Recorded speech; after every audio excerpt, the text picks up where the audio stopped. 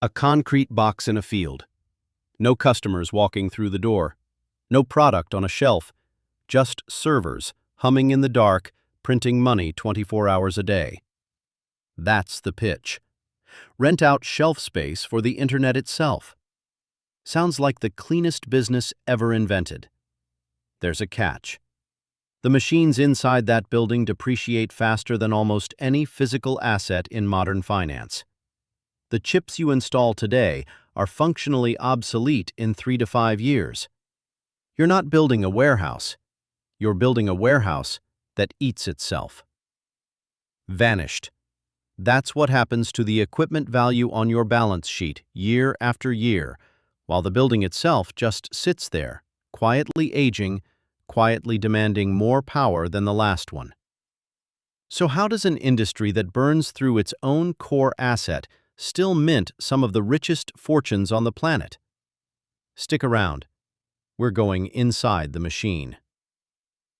Ownership here comes in 3 very different sizes, and the gap between them is a chasm. Bootstrapped and local looks like this. You lease a few cabinets inside someone else's existing facility. Call it colocation retail. Entry cost sits around $250,000 to $600,000. You're renting rack space to small businesses who don't want to run their own server closet. Thin margins, real competition, but a real business. Mid-market and regional changes the math entirely. Now you're building your own facility. A modest wholesale data center, maybe 5 to 10 megawatts of critical load, runs $15 million to $40 million once you account for land, power infrastructure, cooling systems, and the security shell around the whole operation. You're no longer renting shelves, you're now the landlord of the shelves. Institutional and elite is where the numbers stop sounding real. A hyperscale campus built for a cloud provider or an AI training cluster runs anywhere from $500 million to well over $2 billion. At this tier, you're not competing on price. You're competing on whether the regional power grid can even support what you're proposing to build. 3 tiers. 3 completely different businesses wearing the same industry label. Here's the metaphor that actually explains the money.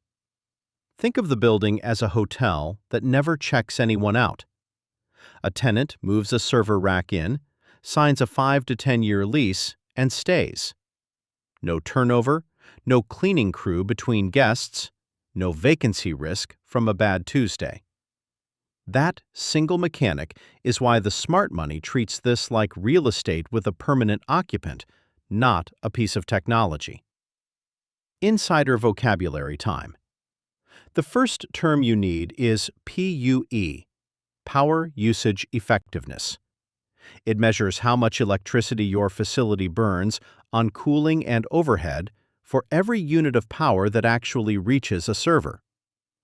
A PUE of 1.5 means for every watt doing useful computing work, half a watt gets burned just keeping the building cold.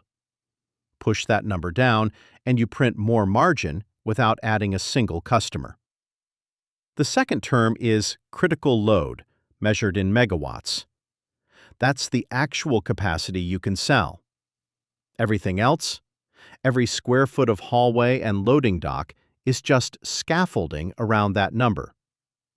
Here's the counterintuitive fact that breaks normal business logic. Your biggest expense isn't the servers. It isn't the land. It's electricity. And in this industry, power isn't just a cost, it's the product itself. Tenants aren't really renting square footage. They're renting a guaranteed, uninterrupted river of electrons.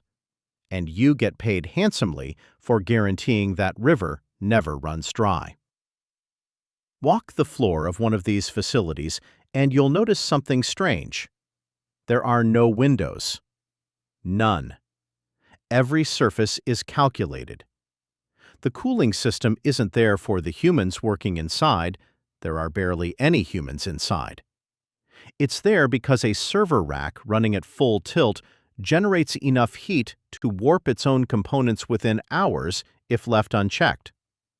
Cold aisle containment, raised floors pushing chilled air upward, hot aisle exhaust pulling waste heat away. It's all one continuous machine built to keep silicon from melting itself.